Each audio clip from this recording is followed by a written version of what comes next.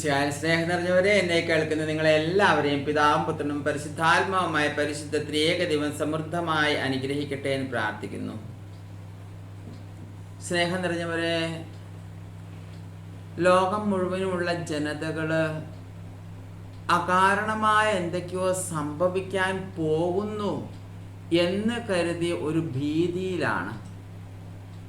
അമേരിക്കയിലേക്കും യൂറോപ്പിലേക്കും അതുപോലെ ഗൾഫ് നാടുകളിലേക്കും നോക്കുകയാണെങ്കിൽ യുദ്ധത്തെക്കുറിച്ചുള്ള വാർത്തകൾ ഓരോ ദിവസവും മുന്നോട്ട് പോകും തോറും കൂടിക്കൂടി വരുന്നു. എന്തോ സംഭവിക്കാൻ പോകുന്നു, ഇതുവരെ നാം കേട്ട കാര്യങ്ങൾ യഥാർത്ഥത്തിൽ സംഭവിക്കാൻ പോകുന്നു എന്നുള്ളൊരു ചിന്ത മനസ്സിൽ ഉടലെടുക്കാൻ തുടങ്ങി. അമേരിക്ക ബ്രിട്ടനിലേക്ക് അണുവായുധങ്ങൾ എത്തിച്ചിരിക്കുന്നു. ആ ന്യൂസ് കേട്ട റഷ്യ ഏകദേശം 150 യുദ്ധക്കപ്പലുകൾ അയച്ചിരിക്കുന്നു. ഏത് സമയത്തും എന്തും സംഭവിക്കാം എന്നുള്ളൊരു ചിന്ത, പ്രത്യേകിച്ച് സിറ്റികളിൽ താമസിക്കുന്നവരെ അലട്ടുന്നുണ്ട്.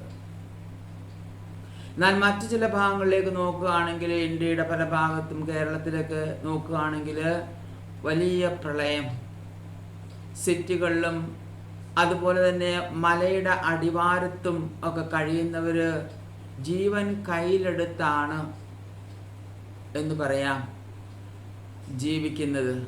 ഉറങ്ങാൻ സാധിക്കുന്നില്ല, വലിയ ഭയം.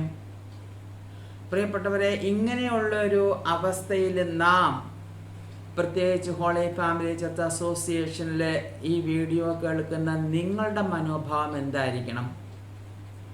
സ്നേഹം നിറഞ്ഞവരെ, നിങ്ങൾ ഭയപ്പെടേണ്ട യാതൊരു ആവശ്യവുമില്ല. നമ്മളെ പോലെയുള്ളവർക്കാണ് ഈശോ സങ്കീർത്തനം 121 നൽകിയിരിക്കുന്നത്. സങ്കീർത്തനം 121 നാം ഇപ്രകാരം വായിക്കുന്നുണ്ട്: പർവ്വതങ്ങളിലേക്ക് ഞാൻ കണ്ണുകൾ ഉയർത്തുന്നു, എനിക്ക് സഹായം എവിടെ നിന്ന് വരും? എൻ്റെ നിസ്സഹായ അവസ്ഥയിൽ എനിക്ക് സഹായം എവിടെ നിന്ന് വരും? ഒരു ദൈവഭക്തൻ ഭയപ്പെടേണ്ട യാതൊരു ആവശ്യവുമില്ല. അതിൻ്റെ ഉത്തരം വചനം പറയുകയാണ്: എനിക്ക് സഹായം കർത്താവിൽ നിന്ന് വരുന്നു, ആകാശവും ഭൂമിയും സൃഷ്ടിച്ച കർത്താവിൽ നിന്ന്. അതേ പ്രിയപ്പെട്ടവരെ, നമ്മുടെ കർത്താവ് ഓരോ നിമിഷവും നമ്മെ കാത്തു പരിപാലിക്കുന്നു. അതുകൊണ്ടാണ് വചനം നമ്മെ ഓർമ്മിപ്പിക്കുന്നത്: നിന്റെ കാൽ വഴുതാൻ അവിടുന്ന് അനുവദിക്കുകയില്ല, നിന്നെ കാക്കുന്നവൻ ഉറക്കം തൂങ്ങുകയില്ല. ഇസ്രായേലിൻ്റെ പരിപാലകൻ ഉറങ്ങുകയുമില്ല, മയങ്ങുകയുമില്ല. അവിടുന്നാണ് നിന്റെ കാവൽക്കാരൻ. അതേ പ്രിയപ്പെട്ടവരെ, നമ്മെപ്പോലെ ഉറങ്ങുകയോ വിശ്രമിക്കുകയോ ചെയ്യുന്ന ഒരാളല്ല ദൈവം. ഓരോ നിമിഷവും നമ്മെ കാത്തു പരിപാലിച്ചുകൊണ്ട് നമ്മെ സംരക്ഷിക്കുന്നവനാണ് ദൈവം. ആ ദൈവത്തിൻ്റെ പരിപൂർണ ആ പരിപാലനയിൽ നാം ഉറച്ചു വിശ്വസിക്കണം. ഒരു കുഞ്ഞിന് യാതൊരു ഭയവുമില്ല തൻ്റെ അമ്മ കൂടെ ഉള്ളപ്പോൾ എന്ന് പറഞ്ഞതുപോലെ നാം ഓരോരുത്തരും ദൈവത്തിൽ പൂർണ്ണമായും ശരണം വെച്ച് ആ പിതാവിൻ്റെ സ്നേഹം നാം ആസ്വദിക്കണം. ആ പിതാവിൻ്റെ സ്നേഹം നാം അനുഭവിച്ചറിയണം. പിതാവിൻ്റെ വചനം പറയുന്നു: നിനക്ക് തണലേകാൻ അവിടുന്ന് നിന്റെ വലതുഭാഗത്തുണ്ട്. പകൽ സൂര്യനോ രാത്രിയിൽ ചന്ദ്രനോ നിന്നെ ഉപദ്രവിക്കുകയില്ല. പ്രിയപ്പെട്ടവരെ, ദൈവം അറിയാതെ ഒരു ഇല പോലും കൊഴിയുകയില്ല, ഒരു മണൽത്തരി പോലും പ്രിയപ്പെട്ടവരെ ആ സ്ഥാനത്ത് നീങ്ങുകയില്ല. നമുക്കറിയാം, കർത്താവ് തന്നെ പറയുന്നുണ്ട്: നിങ്ങളുടെ തലമുടി നാരിഴകൾ എണ്ണപ്പെട്ടിരിക്കുന്നു. അതെ, ദൈവം എല്ലാം അറിയുന്നു. ആ ദൈവത്തിൻ്റെ പരിപാലനയിലാണ് നാം എന്ന കാര്യം നാം ഒരിക്കലും മറക്കരുത്.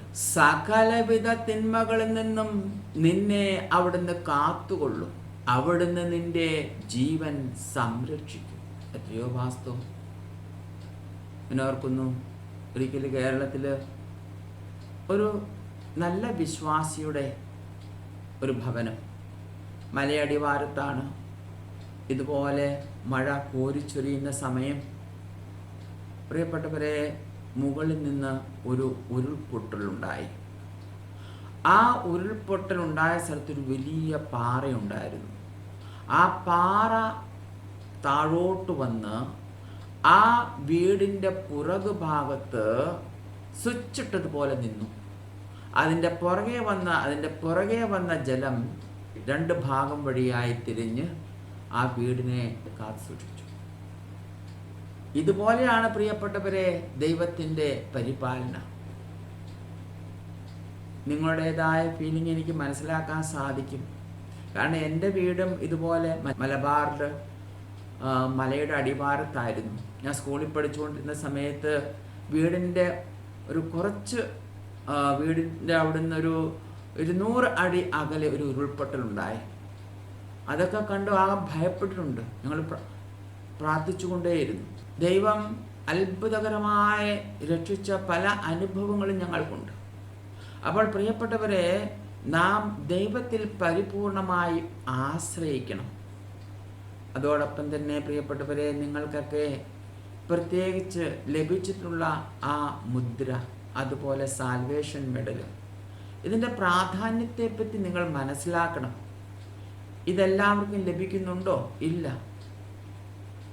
തിരഞ്ഞെടുക്കപ്പെട്ടവർക്കല്ലേ. നിങ്ങളുടെ ഏരിയയിൽ എത്ര പേർക്ക് ലഭിച്ചിട്ടുണ്ട്? വളരെ കുറച്ച് പേർക്ക് മനസ്സിലാക്കാൻ സാധിക്കും. എന്നാൽ ഈ പരിശുദ്ധമായ ഈ മുദ്ര പരിശുദ്ധ കുർബാനയുടെ സമയത്ത് അൾത്താരയിൽ വെച്ച് പ്രത്യേകമായി പ്രാർത്ഥിച്ച് ഇത് ലഭിക്കാൻ പോകുന്ന ഓരോ കുടുംബത്തെയും ദൈവമേ പ്രത്യേകമായി കാത്തു സൂക്ഷിക്കണമെന്നും അവരുടെ ആത്മാക്കൾ ഒരിക്കലും നഷ്ടപ്പെട്ടു പോകരുതെന്നും പ്രാർത്ഥിച്ച് ബലിയുടെ അവസാനം ഹന്നാൻ വെള്ളം തളിച്ച് പ്രത്യേകിച്ച് വെഞ്ചരിച്ചാണ് നിങ്ങൾക്ക് അയക്കുന്നത്. സമയമില്ലാഞ്ഞിട്ടും കൂടെ ടൗണിൽ പോയി ജനറൽ പോസ്റ്റ് ഓഫീസിൽ പോയി ചിലപ്പോൾ മണിക്കൂറുകളോളം ക്യൂബിൽ നിന്ന് ഇത് രജിസ്റ്റേർഡ് പാഴ്സലായിട്ടാണ് അയക്കുന്നത്. കാരണം അത് അത്ര ഇമ്പോർട്ടൻ്റ് ആണ്. അതുകൊണ്ടാണ് ഈ സമയമെടുത്തും ഈ പ്രകാരം രജിസ്റ്റേർഡ് പാഴ്സലായിട്ടും അയക്കുന്നത്. എന്നാൽ ഇത് ലഭിക്കുന്നവർ അതിന് തക്കതായ രീതിയിൽ യോഗ്യതയോടുകൂടെ അത് സ്വീകരിക്കുകയും അത് പ്രാർത്ഥിക്കുകയും ചെയ്യുന്നത് കൊണ്ട് മാത്രമേ അതുകൊണ്ട് ഫലമുള്ളൂ. പ്രിയപ്പെട്ടവരെ ഓർക്കുക, ഉദാഹരണം കുരിശ് ധരിക്കുന്നവർ ധാരാളമുണ്ട്. എന്നാൽ എല്ലാവരും ആ കുരിശ് അതിൻ്റെതായ മഹത്വത്തോടുകൂടെയും ഭക്തിയോടുകൂടെയാണോ ധരിക്കുന്നത്? ചില ഫിലിമുകളിലൊക്കെ നാം കണ്ടിട്ടുണ്ട്, റൗഡിയായിട്ടുള്ള ഗുണ്ടകൾ കുരിശ് ധരിച്ച് ഗുണ്ടാപ്രവർത്തനം ചെയ്യുന്നത്. അതായത് കുരിശാണ് അത് നശിച്ചു പോയ കള്ളൻ്റെ കുരിശാണ്. എന്നാൽ യഥാർത്ഥ ഈ കുരിശ് വേണ്ട രീതിയിൽ ഉപയോഗിക്കുന്നില്ല എങ്കിൽ നാം ധരിക്കുന്ന കുരിശ് കള്ളൻ്റെ കുരിശായി മാറും. അവിടെ അനുഗ്രഹമല്ല, അതിന് ദോഷമാണ് ഉണ്ടാവുക. ഞാൻ പറയാൻ കാരണം, ചിലവരൊക്കെയും ചിലപ്പോൾ 1-2 പ്രാവശ്യം പാഴ്സൽ അയച്ചിട്ട് തിരിച്ചു വന്നിട്ടുണ്ട്. അതിൻ്റെ പുറത്ത് പോസ്റ്റ്മാൻ എഴുതിയിട്ടുണ്ട്, യാതൊരു വിവരവും തരാതെ ഇവർ വീട് പൂട്ടിപ്പോയി. ഇത്രയും പ്രധാനപ്പെട്ട ഒരു ഉദാഹരണം, 1 കോടി വിലയുള്ള ഒരു രത്നമാണ് നിങ്ങൾക്ക് അയക്കുന്നതെന്ന് വിചാരിക്കുക. അപ്പം നിങ്ങൾ എവിടെയെങ്കിലും പോകുമോ? അത് വരുന്നത് വരെ കാത്തിരിക്കില്ലേ രാത്രിയും പകലും? ഞാൻ നിങ്ങൾക്ക് ലഭിച്ചിട്ടുള്ള ഈ പ്രത്യേകമായ ഈ സാൽവേഷൻ മെഡലും ഈ മുദ്രയും പ്രിയപ്പെട്ടവരെ, ഈ ഭൂമിയിലെ സകല അമൂല്യ വസ്തുക്കളെക്കാളും വലുതാണ്. നിങ്ങളത് യഥാർത്ഥത്തിൽ ഉപയോഗിക്കുന്ന പക്ഷം അതതിൻ്റെ ഫലം നിങ്ങൾക്ക് ലഭിക്കുകയും ചെയ്യും. കാരണം തിരുവചനം പറയുന്നുണ്ട്, ജ്ഞാനത്തിൻ്റെ പുസ്തകം 6-ാം അധ്യായത്തിൽ 10-ാം വാക്യത്തിൽ, വിശുദ്ധമായവ വിശുദ്ധിയോടുകൂടെ ചെയ്യുന്നവർ വിശുദ്ധരാകും, അവ അഭ്യസിക്കുന്നവർ രക്ഷ കണ്ടെത്തുമെന്ന്. എത്രയോ വാസ്തവമാണ് പ്രിയപ്പെട്ടവരെ. അപ്പോൾ നാം എപ്രകാരമാണ് ഇവ ഉപയോഗിക്കുന്നത് അതനുസരിച്ചായിരിക്കും പ്രിയപ്പെട്ടവരെ നമുക്ക് അതിൽ നിന്ന് ലഭിക്കുന്ന പൂർണ്ണമായ സംരക്ഷണം. അവർക്കായിരുന്നു 10 വർഷം മുമ്പ് കർത്താവ് എനിക്കൊരു പ്രേരണ നൽകിയതാണ് ഈ മെഡല് മോൾഡ് ചെയ്യുന്നതിന് വേണ്ടി. എറണാകുളത്ത് പോയി ഏകദേശം 1000കണക്കിന് മെഡലുകൾ ഞാൻ പ്രിൻ്റ് ചെയ്തു, മോൾഡ് ചെയ്യാൻ ഓർഡർ കൊടുത്തു. ഏകദേശം 1 വർഷം കാത്തിരുന്നു അത് കിട്ടാൻ വേണ്ടിയിട്ട്. അത് ലഭിച്ച് ഞാൻ ഈ 10 വർഷമായിട്ട് എൻ്റെ കൈ വെക്കുകയാണ്. എന്താ കാരണം? അത് വിതരണം ചെയ്യാൻ സമയമായിരുന്നില്ല. സമയമായപ്പോൾ നോക്കുക, എത്രയോ വർഷങ്ങൾക്ക് മുമ്പ് അത് മോൾഡ് ചെയ്തതായിരുന്നു. അതിപ്പോഴാണ് കർത്താവിൻ്റെ സമയം പൂർത്തിയായപ്പോഴാണ് അത് വിതരണം ചെയ്യാൻ കർത്താവ് അനുവദിച്ചത്. അപ്പോൾ അതുകൊണ്ട് പ്രിയപ്പെട്ടവരെ, പ്രത്യേകമായി ശ്രദ്ധിക്കേണ്ട ഒരു കാര്യം ഇതാണ്, അത് ഉപയോഗിക്കുന്നവർ അതിൻ്റേതായ യോഗ്യതയോടുകൂടെ ഭക്തിയോടുകൂടെ വേണം ഉപയോഗിക്കാൻ. കഴിഞ്ഞ ടോക്കിന് ശേഷം കമൻറ്റ് ബോക്സിലൂടെ ഞാൻ പെട്ടെന്ന് കടന്നു പോയി ആവശ്യപ്പെട്ടിട്ടുണ്ട് എനിക്ക്, പക്ഷേ എല്ലാം നോക്കിക്കാണാൻ കൃത്യമായ സമയം കിട്ടിയില്ല. ഇനിയും ആവശ്യമുള്ളവർ പ്രിയപ്പെട്ടവരെ, ഈ വീഡിയോയുടെ അവസാനം ഞാൻ എൻ്റെ വാട്സപ്പ് നമ്പർ നൽകുന്നുണ്ട്. നിങ്ങളുടെ പിൻകോഡ് സഹിതം പൂർണ്ണമായ അഡ്രസ്സ് അയച്ചു തന്നാൽ കയ്യിലുള്ളവ തീരുന്നതിന് മുമ്പേ നിങ്ങൾക്ക് അയച്ചു തരാൻ സാധിക്കും. പ്രിയപ്പെട്ടവരെ, ഇത് പ്രത്യേകമായിട്ട് 2 കാര്യങ്ങളാണ് നിങ്ങളോട് പറയാനുള്ളത്. സ്നേഹം നിറഞ്ഞവരെ, പ്രത്യേകിച്ച് ഈ മാസം വളരെ പ്രധാനപ്പെട്ടതാണ്. നിങ്ങൾക്കറിയാമല്ലോ, തിരുരക്തത്തിൻ്റെ മാസമാണ്. ഈശോയുടെ തിരുരക്തമാണ് നമുക്ക് എല്ലാ അപകടങ്ങളിൽ നിന്നും, ആപത്തുകളിൽ നിന്നും, തിന്മയുടെ ശക്തികളിൽ നിന്നും സംരക്ഷണം തരുന്നത്. അതുപോലെ തന്നെ പ്രിയപ്പെട്ടവരെ, എല്ലാ ഓഗസ്റ്റ് മാസവും ആദ്യത്തെ ഞായറാഴ്ച നമ്മുടെ പ്രിയ പിതാവിൻ്റെ അബ്ബാപിതാവിൻ്റെ ഫീസ്റ്റാണ്. ഇതിനെപ്പറ്റിയൊക്കെ പല ടോക്കുകൾ ഞാൻ നൽകിയിട്ടുണ്ട്. കേൾക്കാത്തവർ അതൊന്ന് സെർച്ച് ചെയ്ത് കാണുന്നത് നല്ലതാണ്. പ്രിയപ്പെട്ടവരെ, അബ്ബാപിതാവ് എന്തുമാത്രം ആഗ്രഹിക്കുന്നു എല്ലായിടത്തും അറിയപ്പെടാനും, എല്ലാവരാലും സ്നേഹിക്കപ്പെടാനും, എല്ലാവരാലും ബഹുമാനിക്കപ്പെടുന്നതിന് വേണ്ടിയും. അത് നീതിയാണ് പ്രിയപ്പെട്ടവരെ. കാരണം അവിടുന്നാണ് സകല അനുഗ്രഹങ്ങളുടെയും സകല കൃപകളുടെയും സ്രോതസ് അവിടുന്നാണ്. കർത്താവ് വേദനയോടുകൂടെ പറയുന്ന ഒരു കാര്യമുണ്ട്. പക്ഷേ പ്രിയപ്പെട്ടവരെ, നിങ്ങൾ എൻ്റെ പുത്രൻ്റെ ഫീസ്റ്റ് ആഘോഷിക്കുന്നുണ്ട്. പ്രത്യേകിച്ച് രാജാക്കന്മാരുടെ ക്രിസ്തു രാജാവിൻ്റെ ഫീസ്റ്റ് ആഘോഷിക്കുന്നുണ്ട്, പരിശുദ്ധാത്മാവിൻ്റെ ഫീസ്റ്റ് ആഘോഷിക്കുന്നുണ്ട്. പക്ഷേ വർഷത്തിൽ ഒരിക്കലെങ്കിലും നിങ്ങൾ എൻ്റെ ഫീസ്റ്റ് എന്തുകൊണ്ടാണ് ആഘോഷിക്കാത്തത്? അത് ആഘോഷിക്കാത്തടത്തോളം കാലം എന്തിൻ്റെ ഒരു കുറവ് നിങ്ങൾ കാണുന്നില്ലേ? ആ സന്ദേശം നമ്മുടെ ഹൃദയത്തെ സ്പർശിക്കുന്നതാണ് പ്രിയപ്പെട്ടവരെ, ദൈവപിതാവിൻ്റെ സന്ദേശം. സ്നേഹം നിറഞ്ഞവരെ, അവിടുന്ന് പറയുകയാണ്, നിങ്ങൾ എന്നെ സ്നേഹിക്കുന്നവർ, എൻ്റെ വാക്കുകൾ കേൾക്കുന്നവർ എൻ്റെ ഫീസ്റ്റ് ആഘോഷിക്കാൻ ആഗ്രഹിക്കുന്നുവെങ്കിൽ 2 ഓപ്ഷനാണ് കർത്താവ് തരുന്നത്. ഓഗസ്റ്റ് മാസം ആദ്യത്തെ ഞായറാഴ്ച, അല്ലെങ്കിൽ ഓഗസ്റ്റ് മാസം 7ാമത്തെ ദിവസം. പ്രിയപ്പെട്ടവരെ, ഞങ്ങളിവിടെ ഏറെ വർഷങ്ങളായിട്ട് ഓഗസ്റ്റിലെ ആദ്യ ഞായറാഴ്ചയാണ് ആഘോഷിക്കുന്നത്. ഇന്ന് നൊവേനയുടെ 3ാമത്തെ ദിവസമാണ്. പ്രിയപ്പെട്ടവരെ, നിങ്ങളോടത് പറഞ്ഞു തരാൻ ഞാൻ വൈകിപ്പോയി. പല കാരണങ്ങൾ കൊണ്ട് ഈ സന്ദേശം നിങ്ങൾ എത്തിക്കാൻ സാധിച്ചില്ല. ക്ഷമ ചോദിച്ചുകൊണ്ട് ഞാൻ പറയുകയാണ്. പ്രിയപ്പെട്ടവരെ, നിങ്ങൾ ഓഗസ്റ്റ് 7ാം തീയതി ഈ ഫീസ്റ്റ് ആഘോഷിക്കുന്ന തരത്തിൽ അതിന് പിന്നോട്ടൊരു 9 ദിവസം ദൈവപിതാവിൻ്റെ പ്രാർത്ഥന ചെല്ലുക. നമ്മൾ ജപമാല ചെല്ലുമ്പോൾ നമുക്കറിയാം, ഒരു സ്വർഗസ്നായ പിതാവും 10 നന്മ നിറഞ്ഞ മറിയുമാണ് ചെല്ലുന്നത്. ഇവിടെ നാം ഒരു നന്മ നിറഞ്ഞ മറിയവും 10 സ്വർഗസ്ഥനായ പിതാവും ചൊല്ലി ജപമാല കാഴ്ചവെക്കാം. നിങ്ങൾക്ക് ലഭിച്ചിട്ടുണ്ടാവും ആ പുസ്തകം.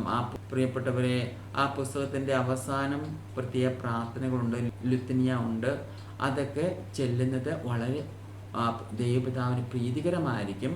7ാം ദിവസം അബ്ബാപിതാവിൻ്റെ ഫീസ്റ്റായിട്ട് ആഘോഷിക്കുക. പിതാവ് പറയുന്ന ഒരു കാര്യമുണ്ട്, എൻ്റെ പ്രിയപ്പെട്ടവരെ, എൻ്റെ മക്കളെ, കർത്താവ് പറയുന്നുണ്ട്, വീഴ്ചകൾക്ക് ശേഷം എഴുന്നേൽക്കുവാൻ ഏറ്റവും കൂടുതൽ സഹായിക്കുന്നത് ദിവ്യ കുരിശാണെന്ന്. എത്രയോ വാസ്തവം. പാപങ്ങൾ ചെയ്ത ശേഷം പാപങ്ങളെക്കുറിച്ച് അനുതപിച്ചുകൊണ്ട് പുതുജീവിതം നയിക്കുവാൻ ഈശോയുടെ കുരിശിലേക്ക് നോക്കുക. ദൈവം തൻ്റെ പുത്രനേക്കാളും അധികമായി നമ്മെ സ്നേഹിച്ചു. തന്നേക്കാൾ അധികമായി നമ്മെ സ്നേഹിച്ചു. അത് കുരിശിൽ നമുക്ക് കാണാൻ സാധിക്കും. പ്രിയപ്പെട്ടവരെ, ആ സ്നേഹത്തിൻ്റെ ലക്ഷ്യം ഒന്ന് മാത്രമേ ഉള്ളൂ: നാം ആരും നശിച്ചു പോകാതിരിക്കുന്നതിന് വേണ്ടിയിട്ട്. വീണ്ടും കർത്താവ് പറയുകയാണ്, നിങ്ങൾ ആഗ്രഹിക്കുന്നു എങ്കിൽ കുംഭസാരത്തിലൂടെയും കുർബാനയിലൂടെയും എപ്പോഴും ഈ രക്തം നിങ്ങളിലേക്ക് ഒഴുകിക്കൊണ്ടേയിരിക്കുമെന്ന്. അത് വാസ്തവമാണ്. യഥാർത്ഥത്തിൽ പരിശുദ്ധ കൂദാശ, യഥാർത്ഥത്തിൽ കുംഭസാരമെന്ന കൂദാശയുടെ അവസാനം വൈദികൻ പാപം മോചിക്കുമ്പോൾ എന്താണ് സംഭവിക്കുന്നത്? ഈശോ തൻ്റെ 5 മുറിവുകളിലൂടെ ഒഴുകിയിറങ്ങുന്ന തിരുരക്തത്താൽ നമ്മുടെ പാപങ്ങൾ, നമ്മുടെ ആത്മാവിൻ്റെ പാപങ്ങൾ പൂർണ്ണമായും കഴുകിക്കളയുകയാണ് ചെയ്യുന്നത്. അതുപോലെ പരിശുദ്ധ കുർബാനയിൽ കാൽവരി മലയിൽ ഈശോ ചിന്തിയ 28,430 തുള്ളി തിരുരക്തമാണ്. അതേ പ്രിയപ്പെട്ടവരെ, ഓരോ കുർബാനയിലും ഇത്രമാത്രം രക്തം ചിന്തുന്നുണ്ട്. അപ്പോൾ ആ രക്തവും ആ തിരുരക്തവും പ്രിയപ്പെട്ടവരെ, ആ തിരുരക്തം നമ്മുടെ പാപങ്ങൾ കഴുകിക്കളയുക മാത്രമല്ല, ആ തിരുശരീരവും തിരുരക്തവും സ്വീകരിക്കുന്നവർ എത്ര ഭാഗ്യവാന്മാർ. ദൈവം ആ വ്യക്തിയിൽ വന്ന് വസിക്കുകയല്ലേ. എന്നെ സ്നേഹിക്കുന്നവരുടെ കൽപ്പനകൾ പാലിക്കും, എൻ്റെ പിതാവ് അവനെ സ്നേഹിക്കും, ഞങ്ങൾ വന്ന് അവനിൽ വാസമർപ്പിക്കും. ഞങ്ങൾ എന്ന് പറയുമ്പോൾ പരിശുദ്ധ ത്രിയേക ദൈവം. ഓർക്കുക, ഓരോ പ്രാവശ്യവും യോഗ്യതയോടുകൂടെ ഈശോയെ സ്വീകരിക്കുമ്പോൾ പരിശുദ്ധ ത്രിയേക ദൈവമാണ് പ്രിയപ്പെട്ടവരെ നമ്മുടെ ആത്മാവിൽ വസിക്കുവാൻ വരുന്നത്. യഥാർത്ഥത്തിൽ നാം ചലിക്കുന്ന ഒരു സക്രാരിയായി മാറുകയല്ലേ. നമ്മൾ എത്ര പേര് പറ്റി ചിന്തിക്കുന്നുണ്ട്? അതിനാൽ പ്രിയപ്പെട്ടവരെ, മുന്നോട്ടുള്ള നാളുകളിൽ ആഴ്ചയിലൊന്നെങ്കിലും കുമ്പസാരിക്കാൻ ശ്രമിക്കുക. സാധിക്കുമെങ്കിൽ ദിവസവും പരിശുദ്ധ കുർബാന സ്വീകരിച്ചുകൊണ്ട് യോഗ്യതയോടുകൂടെ ഈശോയെ സ്വീകരിക്കുവാൻ ആഗ്രഹിക്കുക തീക്ഷ്ണമായിട്ട്. പിശാചിൻ്റെ പദ്ധതി എന്താണെന്ന് ചോദിച്ചാൽ, മുന്നറിയിപ്പ് വരുന്നതിന് മുമ്പേ യുദ്ധമുണ്ടാക്കി അനേകരെ നശിപ്പിക്കുക എന്നുള്ളതാണ്. എന്നാൽ നാം തീക്ഷ്ണതയോടുകൂടെ പ്രാർത്ഥിക്കേണ്ടതുണ്ട് പ്രിയപ്പെട്ടവരെ. ഈ മുന്നറിയിപ്പ് യുദ്ധത്തിന് മുമ്പേ എത്രയും വേഗം വരുന്നതിന് വേണ്ടിയിട്ട്. അങ്ങനെയാണെങ്കിൽ അനേക ലക്ഷങ്ങൾ, അനേക കോടി ആത്മാക്കൾ രക്ഷ പ്രാപിക്കും. സ്നേഹം നിറഞ്ഞവരെ, ദൈവം നിങ്ങളെല്ലാവരെയും അനുഗ്രഹിക്കട്ടെ. ഭയപ്പെടേണ്ട യാതൊരു ആവശ്യവുമില്ല. കർത്താവിൽ പൂർണ്ണമായും ആശ്രയിക്കുക, അവിടുത്തെ പരിപാലനയിൽ ആശ്രയിക്കുക. ഈ സങ്കീർത്തനം 121 ഇടയ്ക്കിടയ്ക്ക് വായിച്ച്, അതുപോലെ സങ്കീർത്തനം 91 ഇടയ്ക്കിടയ്ക്ക് വായിച്ച് കർത്താവിൻ്റെ സംരക്ഷണം നേടുക മാത്രമല്ല, വിശ്വാസത്തിലും സ്നേഹത്തിലും പ്രത്യാശയിലും അടിക്കടി വളരുവാൻ തീക്ഷ്ണമായി ആഗ്രഹിച്ചുകൊണ്ട് പ്രാർത്ഥിച്ചുകൊണ്ടിരിക്കുക. ദൈവം നിങ്ങളെല്ലാവരെയും അനുഗ്രഹിക്കട്ടെ എന്ന് പ്രാർത്ഥിക്കുന്നു. പരിശുദ്ധ കന്യകാമാതാവിൻ്റെയും വിശുദ്ധ യോസേപ്പ് പിതാവിൻ്റെയും സകല വിശുദ്ധരുടെയും മാലാഖമാരുടെയും പ്രത്യേക മാധ്യശക്തിയോടുകൂടെ പിതാവായ ദൈവത്തിൻ്റെ സ്നേഹവും പുത്രനായ ദൈവത്തിൻ്റെ കൃപയും പരിശുദ്ധാത്മാവിൻ്റെ സഹവാസവും നിങ്ങളെല്ലാവരോടും കൂടി ഉണ്ടായിരിക്കട്ടെ, ഇപ്പോഴും എപ്പോഴും എന്നേക്കും.